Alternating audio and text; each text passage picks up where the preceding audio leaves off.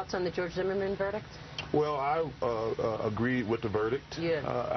I feel sorry that young kid got killed, but they didn't have enough evidence to charge him. Something clearly went wrong that night. Clearly something went wrong, and I feel bad for anybody who loses a kid. But if you looked at the case and you don't make it, there was some racial profiling, no question about it.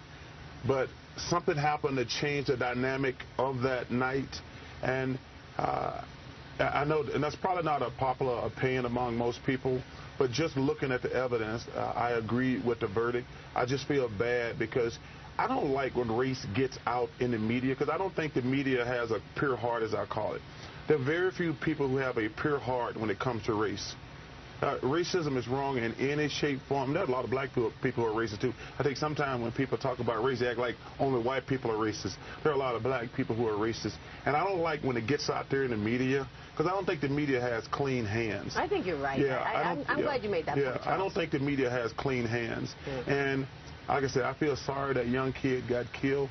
But just judging by the evidence, I don't think that guy should have went to jail for the rest of his life. But something happened bad that night, obviously. Yeah. I like what one of the jurors said. They said they both should have walked away. Yes. And if there's a shadow of a doubt, there's a shadow of a doubt. And let me say, Mr. Zimmerman was wrong he was racial profiling. Absolutely. But I think Trayvon Martin, God rest his soul, I think he did flip the switch and start beating the hell out of Mr. Zimmerman. But it was just a bad situation. Like I said, the main thing I feel bad for, it gives every white person and black person who's racist a platform to vent their ignorance. Right. You know, that's the thing that bothers me the most, because I watched this trial closely, and I watch all these people on television talking about it. A lot of these people have a hidden agenda.